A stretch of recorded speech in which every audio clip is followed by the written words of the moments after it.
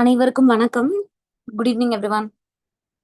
So தொடர்ச்சியா நம்ம வந்து யூஜிடிஆர்பி பாட்னி கிளாஸஸ் பார்த்துட்டு இருக்கோம்.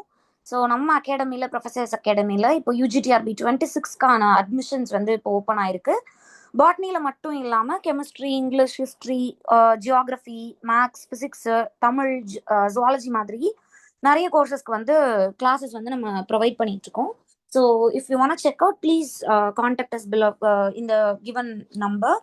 So academy will be giving you all the details and the required necessities for your preparation. All right. So இப்போ நம்ம வந்து தொடர்ச்சியா பாட்னிக்கான சில வகுப்புகள்லாம் பார்த்துட்டு இருக்கோம் இல்லையா? So before going on to the class, பாட்னியை முதல்ல எப்படி படிக்கணும், அதுவும் தேர்வு நோக்கில் எப்படி படிக்கணும் அப்படிங்கிற ஒரு கேள்வி வந்து நமக்கு தொடர்ச்சியா இருக்கும். ஏன்னா நம்ம ஸ்கூல்ல படிச்சிருப்போம், காலேஜ்ல படிச்சிருப்போம், மாஸ்டர்ஸ் பண்ணியிருப்போம். அதுக்கப்புறமும் பாட்னி கிளாஸஸ் எடுக்கிற பல டீச்சர்ஸ் வந்து இந்த கிளாஸை வந்து லிசன் பண்ணிட்டு இருப்பீங்க.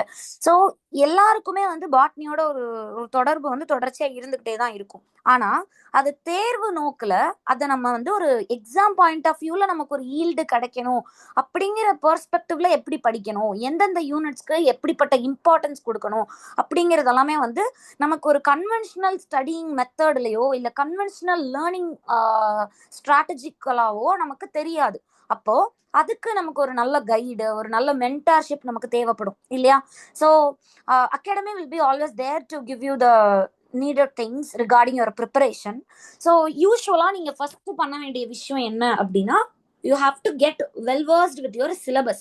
நம்ம டிஆர்பிக்கு என்ன படிக்கணும், என்ன சிலபஸ் கொடுத்துருக்காங்க அப்படிங்கிறதுல ரொம்ப தெளிவா இருக்கணும். ஸோ சிலபஸ்ல எத்தனை யூனிட் இருக்கு, அந்த யூனிட்ஸ்ல எத்தனை சப்டாபிக் இருக்கு, அந்த சப்டாபிக்ஸ்ல என்னென்ன மாதிரியான கிளாசிஃபைடு டேட்டாவை நம்ம தெரிஞ்சுக்கணும் அப்படிங்கிறத பாருங்க. ஸோ முதல்ல டாபிக் வைஸ் சங்கிங் அப்படின்னு சொல்லுவாங்க. அதாவது ரேண்டமா நம்ம படிக்க கூடாது. இப்போ செல் biology, genetics, ecology, physiology, taxonomy இதெல்லாம் நமக்கான கோர் யூனிட்ஸ் அப்படின்னா முதல்ல ஒரு யூனிட்டை தெளிவா படிக்கணும். ஆத்துல ஒரு கால் சேத்துல ஒரு கால் மாதிரி செல் பயாலஜி படிச்சுட்டு இருக்கையிலே டாக்ஸானமி போய் படிக்கிறது, பிசியாலஜி படிக்கிறது இதை பண்ணக்கூடாது. கொஞ்சம் டயர்ட் ஆகும்போது இல்ல மென்டல் ஃபேட்டிக் ஏற்படும் போது நீங்க வந்து அதை ரீட் பண்றீங்கிறது வேற. பட் கோர் ப்ரிப்பரேஷன் அப்படிங்கிறது ஒரு கடிவாளமிட்ட குதிரை மாதிரி நம்ம எதுலையுமே வந்து நம்மளுடைய ஃபோக்கஸை கொடுக்காம நம்ம என்ன பண்ணணும், இதுக்கு மட்டுமே முழு மூச்சா கொடுக்கணும். ஸோ ஒரு யூனிட்டை கையில எடுத்து அந்த ஒரு யூனிட்டை தெளிவுபடுத்திட்டு அடுத்ததுக்கு மூவ் பண்ணுங்க. அப்பதான் நமக்கு எல்லா யூனிட்ஸுமே என்ன மாதிரி தான் இருக்கும், இன்டர் கனெக்டடா இருக்கும்.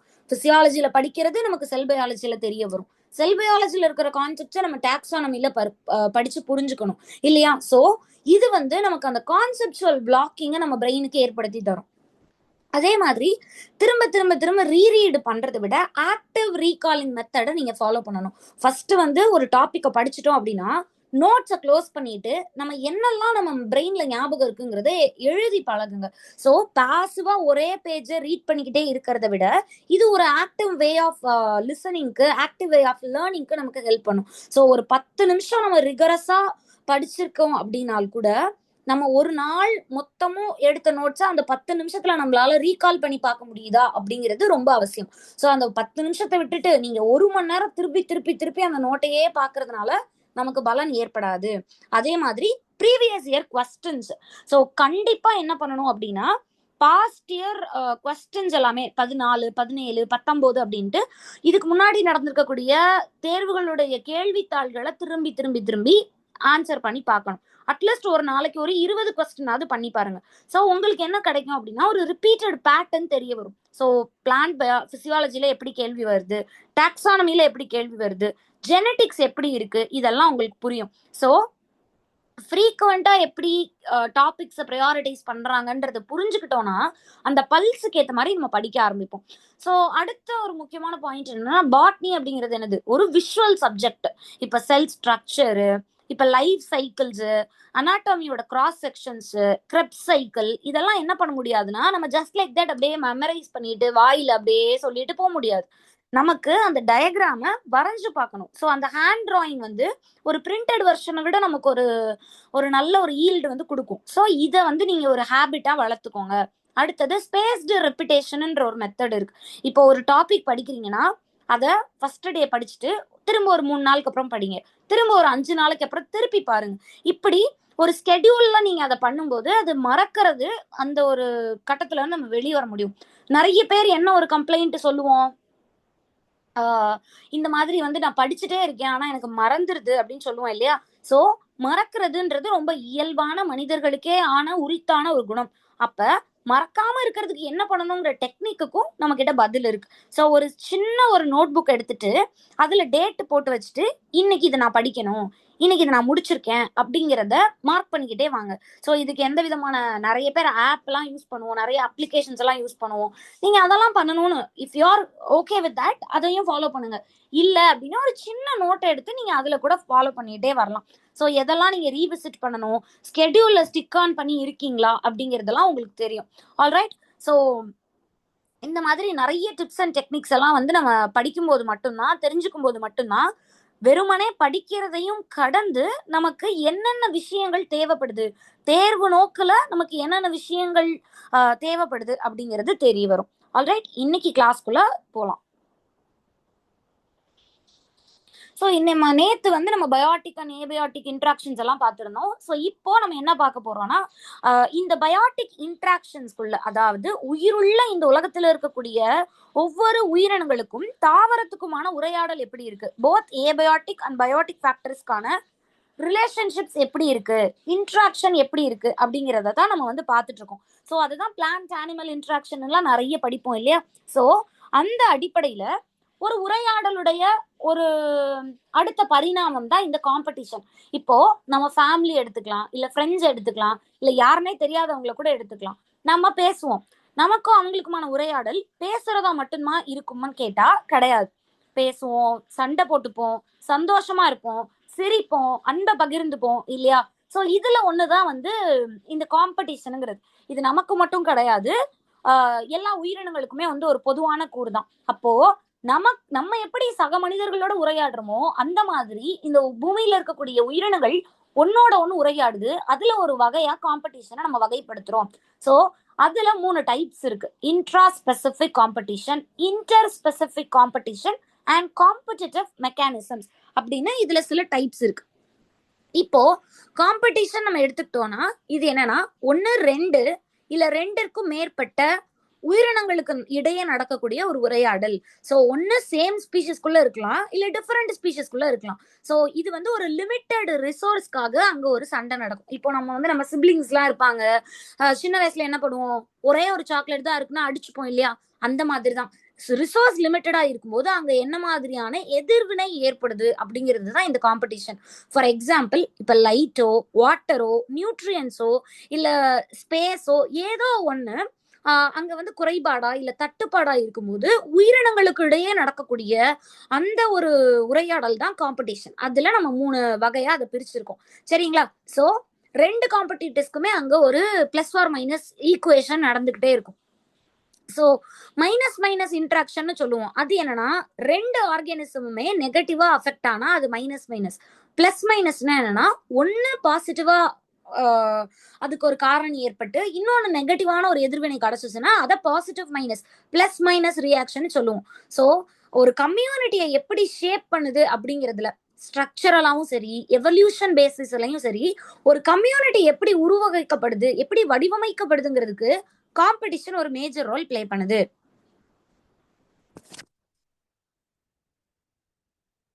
So intraspecific competition. Before going on to the intraspecific and interspecific and all the types, we need to know some basic idea இல்லையா. ஸோ சார்ல்ஸ் டார்வின் நம்ம எல்லாருக்கும் நல்லா தெரியும், உலக அளவுல அதிகமா போற்றப்பட்டவரும் சரி, ரொம்ப கான்ட்ரோவர்சியலா விவாதத்துக்கு உட்பட்டவரும் சரி, சார்ல்ஸ் டார்வின். ஸோ 1859ல ஆரிஜின் ஆஃப் ஸ்பீஷஸ் அப்படிங்கிற புக்ல இவர் வந்துட்டு காம்படிஷன் அப்படிங்கிற ஒரு முக்கியமான தியரியை பத்தி பேசுறாரு.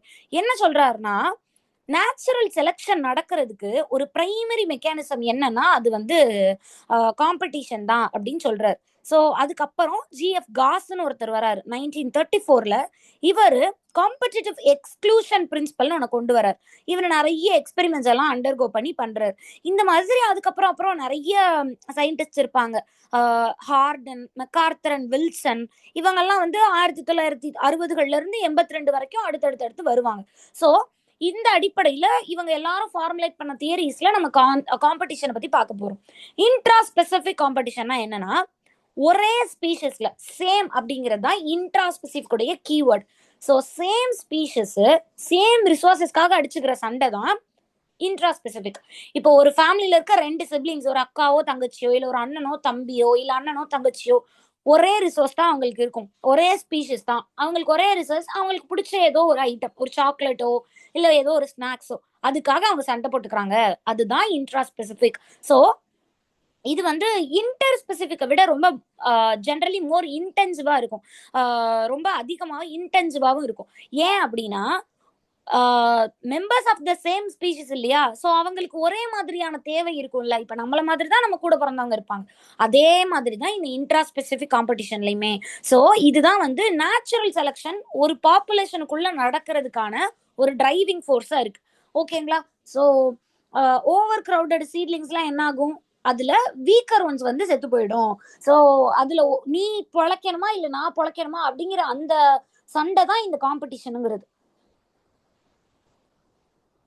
அடுத்தது inter specific. So before moving on to inter specific, நம்ம இதுல இன்னும் கொஞ்சம் எக்ஸாம்பிள்ஸ் எல்லாம் பார்க்கலாம், உங்களுக்கு இன்னும் நல்லா புரியும் இல்லையா?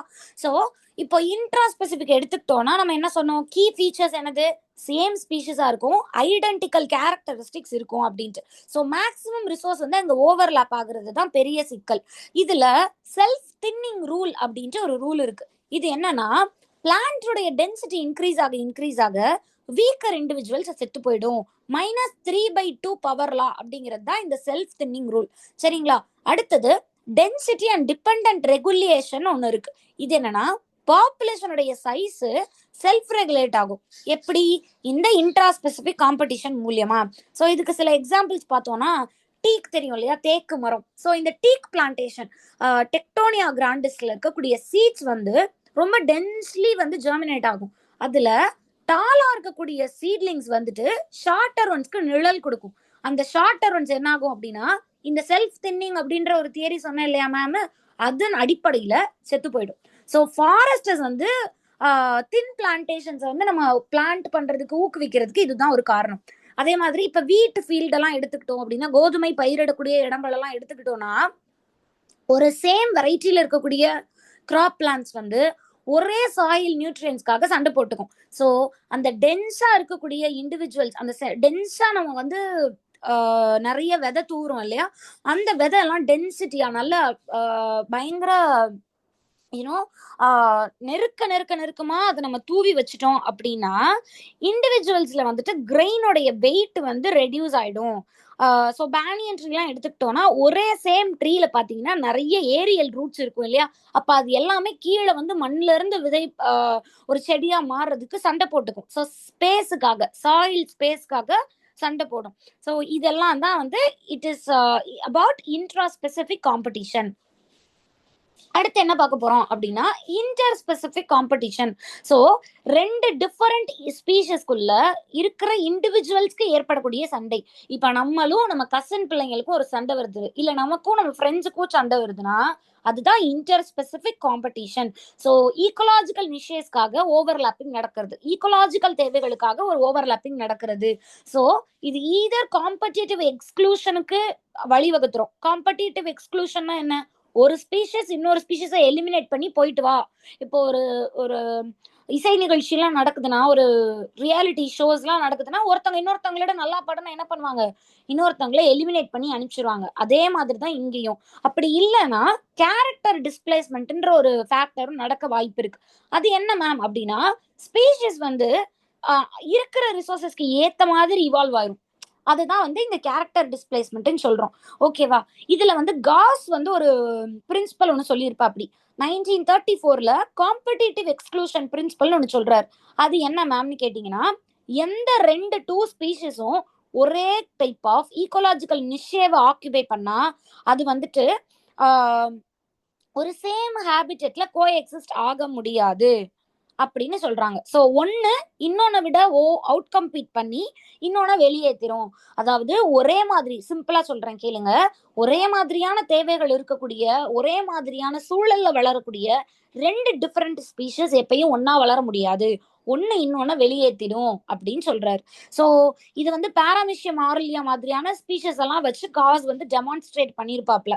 சோ இதை நீங்க எடுத்துக்கிட்டீங்க அப்படின்னா, இப்ப காம்படிட்டிவ் எக்ஸ்க்ளூஷன் நடக்குதுன்னு வச்சுக்கோங்களேன். உன்னோட போட்டி போட்டு நீ பெருசா நான் பெருசா, நீ வாழ்ந்துருவியா இல்ல நான் வாழ்ந்துருவியான்னு பாத்துக்கலாம்னு சொல்லி உன்னை வெளியேத்திருச்சுன்னு வச்சுக்கோங்களேன். சோ இதுல அதைத்தான் காம்படிட்டிவ் எக்ஸ்க்ளூஷன் நம்ம சொல்றோம். அது என்னன்னா, ஒரு ஸ்பீஷிஸ் இன்னொரு ஸ்பீஷிஸை எலிமினேட் பண்ணுது. சோ காஸுடைய இந்த பாராமீஷியம் எக்ஸ்பெரிமெண்ட்டை நம்ம இதுக்கான எடுத்துக்காட்டா சொல்லலாம். நீஷே டிஃபரன்சியேஷன் ஒண்ணு இருக்கு. அது என்ன அப்படின்னு கேட்டீங்கன்னா, அதாவது டிஃபரண்டான ட்ரைட்ஸ் இருக்கக்கூடிய அந்த ஸ்பீஷிஸ் டிஃபரண்டான ட்ரைட்ஸ் இருக்கக்கூடிய சில ஸ்பீஷிஸ் வந்து ஒன்னோட ஒன்று போட்டி போட்டு இவால்வ் ஆகும். அப்ப என்ன நடக்கும்னா காம்படிஷன் குறைய ஆரம்பிக்கும்.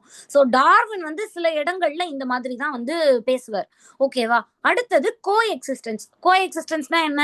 வழியே இல்லை. ஓகே, இது ஒண்ணு நமக்கு தேவையான ரிசோர்ஸ் கிடைக்கல, ஆனா வேற வழி இல்லை, நம்ம இங்க போராடி வாழ்ந்துதான் ஆகணும் அப்படிங்கிற சூழல் வரும்போது இந்த ரெண்டு தாவரங்கள் என்ன பண்ணும்னா, வெவ்வேறு வகை ஸ்பீஷிஸை சேர்ந்ததா இருந்தால் கூட ஓகேப்பா, நீ பாட்டுக்கு அந்த பக்கம் வளரு, நான் பாட்டுக்கு இந்த பக்கம் வளர்றேன் அப்படின்னு சொல்லி ஈக்குவலான அந்த காம்படிட்டர்ஸ் வந்துட்டு ஒரே பாப்புலேஷனுக்குள்ள கோ எக்ஸிஸ்ட் ஆவாங்க. So native plus introduced plant species எல்லாத்தையும் நம்ம இதுக்கு சொல்லலாம். இப்போ ஃபார் எக்ஸாம்பிள் நம்ம ஊர்ல ஒரு தாவர வகை இருக்கு, இல்ல நமக்கு வந்துட்டு பாலினேஷன் மூலமாவோ இல்ல வந்து மற்ற பயோடெக்னாலஜிக்கல் டேர்ம்ஸ் மூலியமாவோ நமக்கு வெளியே இருந்து இங்க இந்தியாவுக்கு சில கிராப்ஸ் எல்லாம் நம்ம கொண்டு வரோம்னா ரெண்டும் ஒரே சமயத்துல கோ எக்ஸிஸ்ட் ஆகும் இல்லையா? அதுதான் இந்த கோ எக்ஸிஸ்டன்ஸ் தியரி பத்தி பேசுறது. So this is about interspecific competition. அடுத்து நம்ம என்ன பார்க்க போறோம்னா காம்படிட்டிவ் மெக்கானிசம்ஸ். ஸோ காம்படிட்டிவ் மெக்கானிசம்னா என்னன்னா, இதுல வந்து நமக்கு ரெண்டு வகை இருக்கு. ஒன்னு எக்ஸ்பிளாய்டேஷன் காம்படிஷன், இன்னொன்னு interference competition. So exploitation competition எடுத்துக்கிட்டோம்னா ரீசோர்ஸ்க்காக சண்டை போட்டுக்கிறது, ரீசோர்ஸ்க்காக காம்பீட் பண்ணிக்கிறது. இன்டர்ஃபரன்ஸ்னா என்னன்னா, போயிட்டு தடையை கொடுக்கறது, ஒரு இடையூறை கொடுத்துக்கிட்டே இருக்கிறது.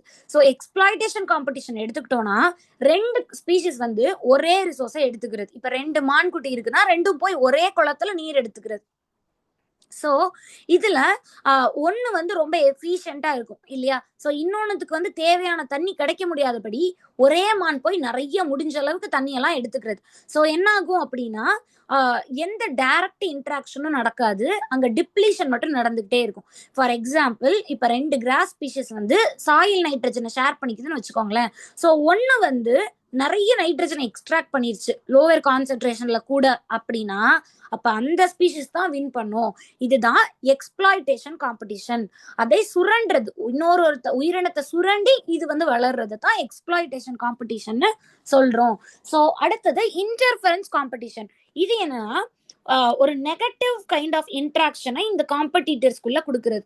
ஒன்னு ஆக்டிவா என்ன பண்ணும்னா இன்னொன்னுக்கிட்ட இருந்து ரிசோர்ஸை ஆக்சஸ் பண்ணிக்கும். ஸோ ஒரு அக்ரெசிவ் பிஹேவியரோ இல்ல அல்லலோபதி, டெரிட்டோரியாலிட்டி, இந்த மாதிரியான நிறைய ஃபீச்சர்ஸ் இருக்கு. ஸோ இது எல்லாமே நம்ம இந்த யூனிட் படிக்கும்போது தெளிவா படிக்கலாம். ஃபார் எக்ஸாம்பிள், இப்ப அல்லலோபதினா என்னன்னா, ஒரு பிளான்ட் வந்து ஒரு டாக்ஸிக் கெமிக்கலை வந்து ரிலீஸ் பண்ணுதுன்னு வச்சுக்கோங்களேன். எதுக்கு பண்ணும் அப்படின்னா காம்படிட்டர்ஸை வரவிடாம தடுக்கிறதுக்காக.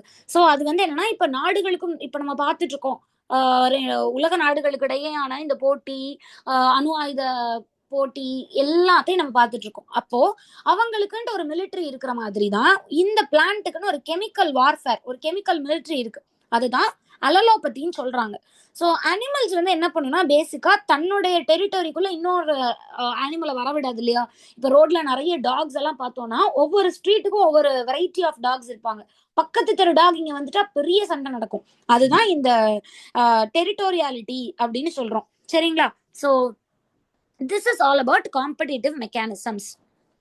ஸோ இதுல இந்த அல்லலோபதி அப்படின்னா என்னன்னா, நமக்கு தெரியும் கெமிக்கல், இப்பதான் மேம் சொன்னேன், கெமிக்கல் இன்ஹிபிஷன் நம்ம வந்து சொல்றோம். ஸோ இது என்னன்னா, ஒரு பிளான்ட் வந்துட்டு என்வாயன்மெண்ட்ல டைரக்டாவோ இல்ல இன்டைரக்டாவோ இன்னொரு பிளான்டோடைய வளர்ச்சிய, அதோடைய ஜெர்மினேஷனை, குரோத்தை, சர்வைவலை, ரீப்ரொடக்ஷனை எல்லாத்தையும் ஏதோ ஒரு வகையில ஒரு தாக்கத்தை ஏற்படுத்துறது தான் அல்லலோபதி அப்படின்னு நம்ம சொல்றோம். சரிங்களா? ஒரு பிளான்ட்டை இன்னொரு பிளான்ட் வந்து தடுக்கிறது, அதோடைய வளர்ச்சியை, அதோடைய ஏதோ ஒரு விஷயத்த தடுக்கிறது தான் அல்லலோபதி. ஸோ அது எப்படி பண்ணுதுன்னா, ஒரு விதமான கெமிக்கலை ரிலீஸ் பண்ணி பண்ணுது. அதுதான் அல்லலோ கெமிக்கல்ஸ்.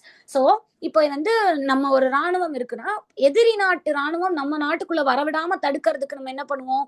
நம்ம எல்லைகளை பலப்படுத்துவோம், ராணுவ வீரர்களுடைய எண்ணிக்கையை அதிகரிப்போம், பாதுகாப்பை வலுப்படுத்துவோம் இல்லையா? ஸோ நம்ம வந்து இங்க வந்து ராணுவ வீரர்களை பயன்படுத்துறோம், இன்டெலிஜென்ஸ் பயன்படுத்துறோம், ஆர்டிபிஷியல் இன்டெலிஜென்ஸ்ல இருந்து சர்வேலன்ஸ், விஜிலன்ஸ் எல்லாத்தையும் நம்ம யூஸ் பண்றோம் இல்லையா? அந்த மாதிரி பிளான்ஸ் வந்து கெமிக்கல்ஸை யூஸ் பண்ணுது. ஸோ இந்த அல்லலோபதி அப்படிங்கிற டேர்மை யாரு காயின் பண்றான்னு பாத்தீங்கன்னா, ஹான்ஸ் முலிஷ் அப்படின்றவர் 1937ல இந்த டேர்மை காயின் பண்றாரு. ஸோ எப்படி மேம் இந்த அல்லலோ கெமிக்கல்ஸ் எல்லாம் ரிலீஸ் ஆகுது அப்படின்னு கேட்டீங்கன்னா, ரூட்ல இருந்து வெளியாகக்கூடிய exudates. So root exudates, leaf leachates, volatilisation, decomposition, இந்த மாதிரியான பிளான்ட் பிசியலாஜிக்கல் ஃபேக்டர்ஸால இந்த கெமிக்கல்ஸை வந்து அது ரிலீஸ் பண்ணுது. ஸோ ஃபர்ஸ்ட் இந்த ஹான்ஸ் மொலிஷ் தான் வந்து இந்த டேர்மை காயின் பண்றாரு இல்லையா? ஸோ இந்த கான்செப்டை வந்து இவர் சொல்லியிருந்தா கூட அதுக்கப்புறமா நமக்கு தெரிய வருது. ஆனா இவருக்கெல்லாம் முன்னாடி தியோபிராஸ்டஸ் பத்தி நம்ம படிச்சிருக்கோம் இல்லையா? அவர் வந்து பழங்காலங்களுக்கு முன்னாடியே வந்து இந்த தியரியை பத்தி பேசியிருக்கிறாரு. ஸோ அல்லலோபதி அப்படிங்கிறதெல்லாம் வந்து இப்ப ரீசெண்டா நமக்கு 1937ல ஹான்ஸ் மொலிஷ் வராரு. அதுக்கப்புறமா 1974, 84 டைம்ஸ்ல தான் வந்து நமக்கு ஒரு டெக்ஸ்ட் புக் சப்ஜெக்டா அல்லலோபதி பத்தி நம்ம படிக்க ஆரம்பிக்கிறோம். சரிங்களா? ஸோ செகண்டரி மெட்டபாலைட்ஸ் இருக்கு இல்லையா? அது அந்த அல்லலோபேத்திக் பிளான்ஸ்ல இருந்து எப்படி ப்ரொடியூஸ் ஆகுதுங்கிறது தான் அல்லலோ கெமிக்கல்ஸ்ன்னு சொல்றோம். ஸோ இது பிரைமரி மெட்டபாலிக் ப்ராடக்ட் கிடையாது. ஏன்னா பிரைமரி மெட்டபாலிக் ப்ராடக்ட் வந்து ஈக்கோலாஜிக்கல் ஃபங்க்ஷன்ஸை ப்ரொவைட் பண்ணும். ஸோ இது வந்து நமக்கு செகண்டரி மெட்டபாலைட் தான். ஃபார் எக்ஸாம்பிள் இப்போ ஃபெனோலிக் ஆசிட்ஸ், டெர்பனாய்ட்ஸ், ஃபிளாவனாய்ட்ஸ், குளுக்கோசினோலாய்ட்ஸ், ஜக்லோன், சின்னியோல், பென்சால்டிஹைட், இந்த மாதிரி நிறைய கெமிக்கல்ஸ் எல்லாம் இருக்கு இல்லையா? ஒவ்வொன்றும் ஒவ்வொரு பிளான்ட்டுக்கு ஹெல்ப் பண்ணும். இப்போ சன்ஃப்ளவர் நம்ம எல்லாருக்கும் பிடிச்ச ஒரு ஃப்ளவரா இருக்கும்.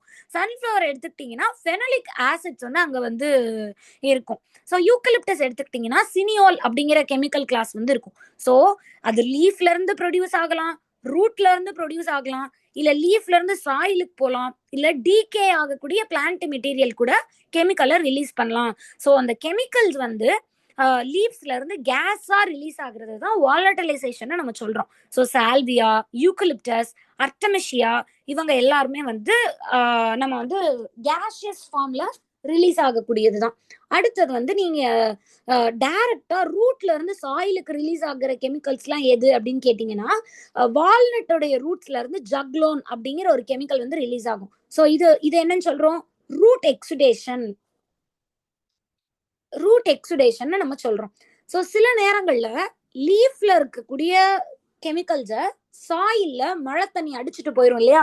ஸோ அப்படிதான் வந்து யூக்கலிப்டஸ் உடைய லீஃப் லிட்டர் எல்லாம் நம்ம சொல்லுவோம். ஸோ இததான் லீஃப் லிச்சிங் அப்படின்னு நம்ம சொல்றோம். அதே மாதிரி மக்கக்கூடிய அந்த பிளான்ட் மெட்டீரியலும் சில கெமிக்கல்ஸை ரிலீஸ் பண்ணும். ஸோ அதை டீகம்போசிஷன் சொல்றோம்.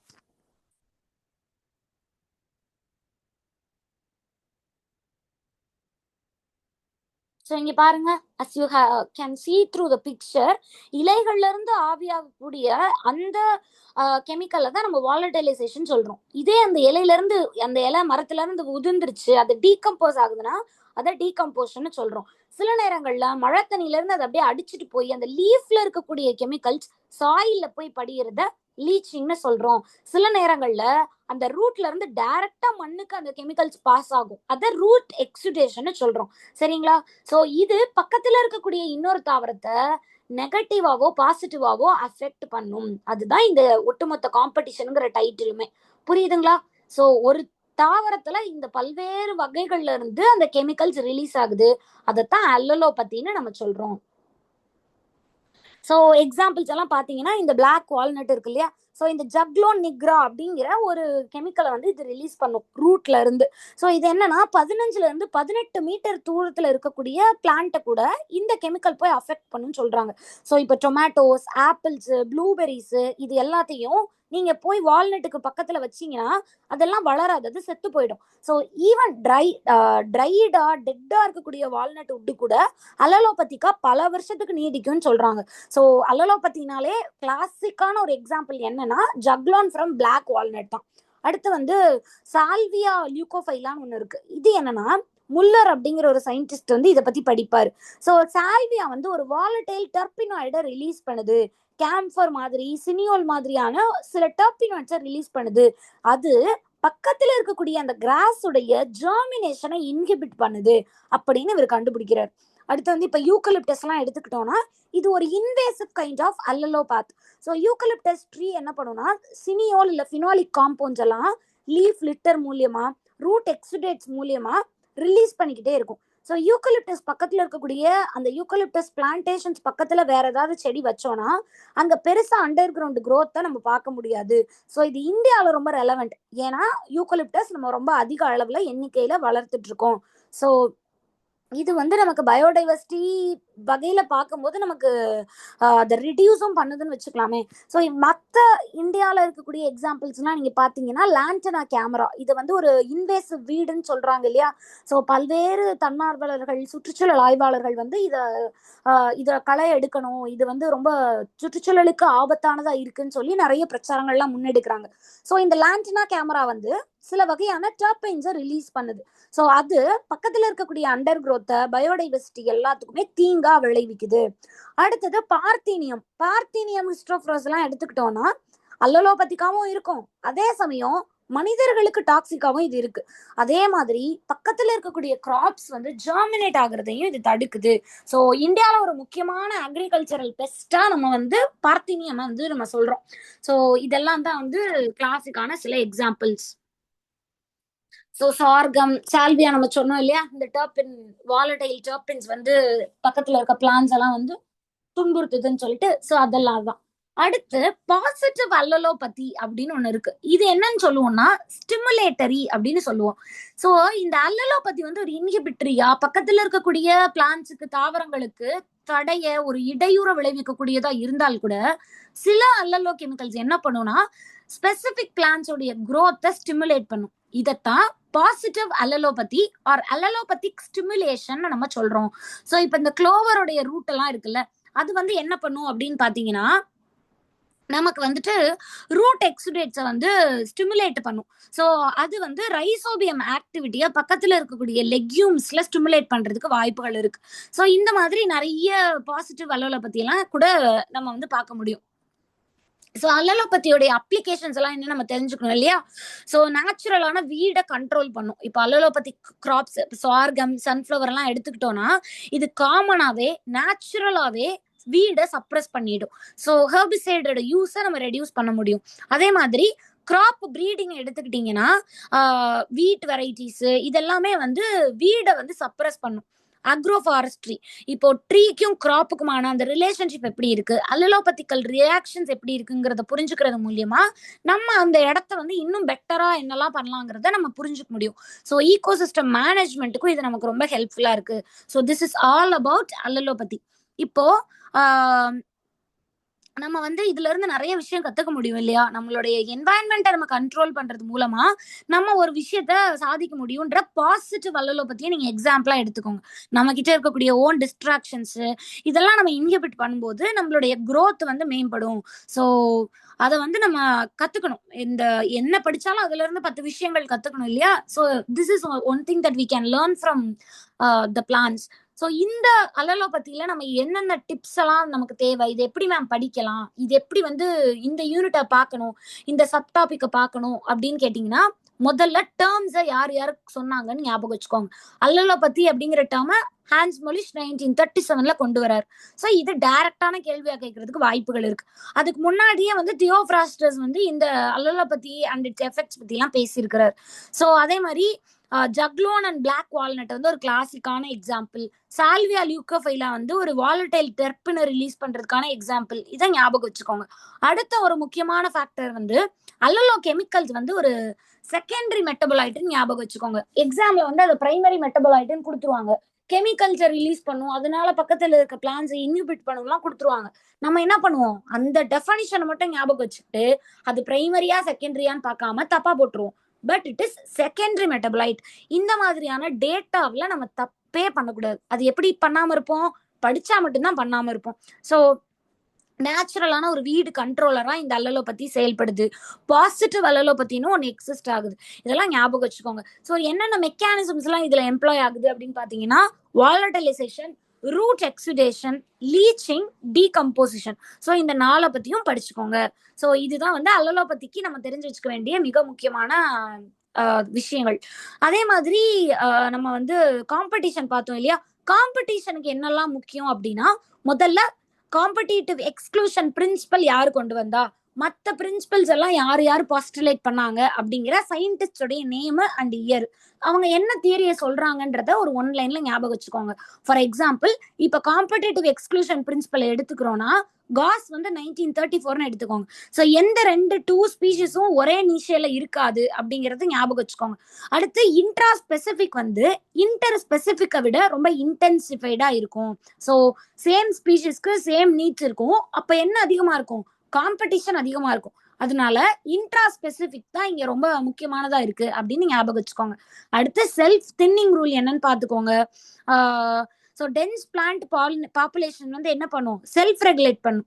அதுதான் அந்த செல்ஃப் தின்னிங் ரூல்னு நம்ம வந்து சொல்றோம். ஸோ காஸோடைய பிரின்சிபல், அதுக்கப்புறம் வந்துட்டு மெக்கானிசம்ஸ், 2 முக்கிய மெக்கானிசம்ஸ் இருக்கு இல்லையா?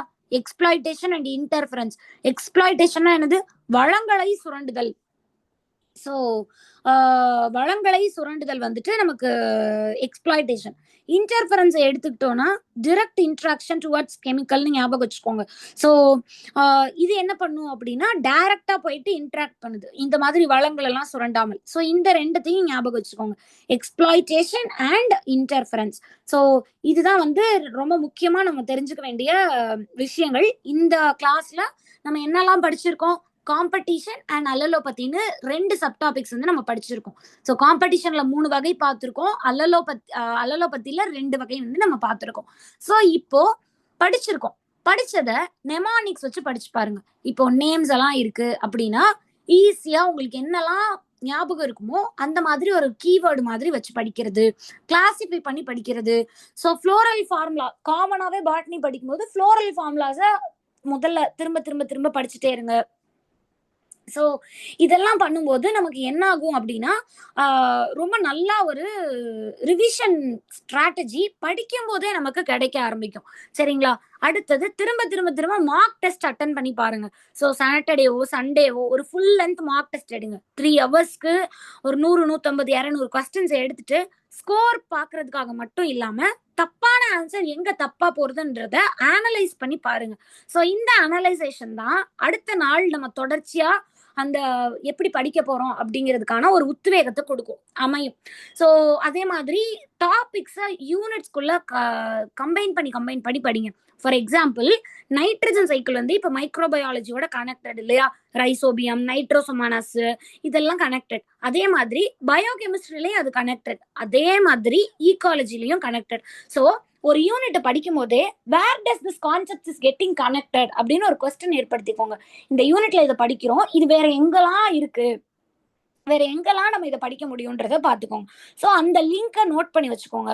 ஸோ டெய்லி ஒரு 20 நிமிஷம், 10 to 30 நிமிஷத்துக்குள்ள என்னென்ன படிச்சீங்க, அந்தந்த நாள் என்னென்ன படிச்சீங்கன்றத ரிவைஸ் பண்ணி பாருங்க. ஸோ அந்த ரிவிஷன் டைம்ல புது மெட்டீரியல் எதுவுமே இருக்கக்கூடாது. நீங்க படிக்கிறத அந்த கண்டென்ட்டை ரிவ்யூ பண்ணி பாருங்க. ஸோ அடுத்ததை நீங்க படிக்க போறதுக்கு முன்னாடி உங்களுடைய நினைவு கூர்மையா, அந்த புத்தி கூர்மையா, அந்த ஞாபக சக்தியை அது வந்து கன்சாலிடேட் பண்ணி பார்க்கும்.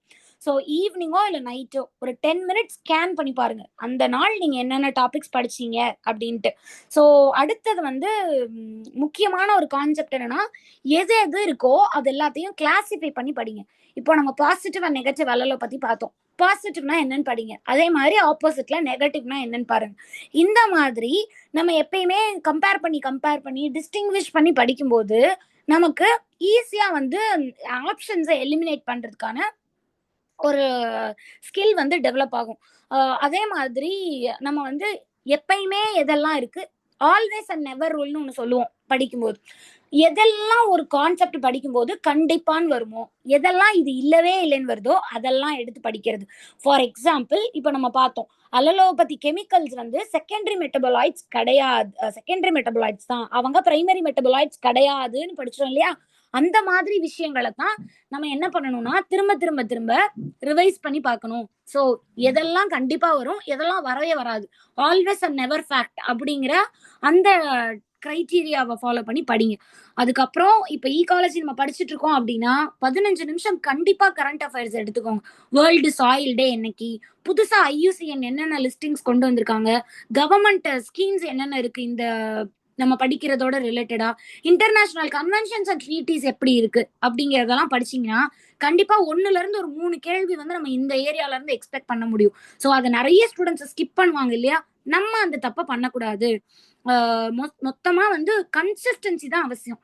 ஒரே நாள்ல உட்காந்து ஒரு யூனிட்டை படிக்கிறதுங்கிறது பண்ணக்கூடாது.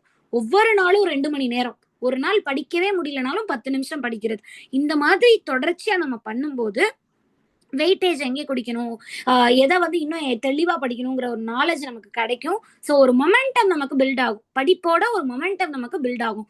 அது இருந்துச்சு அப்படின்னாலே கண்டிப்பா வந்து மித்த எல்லாமே நமக்கு நடந்துரும்.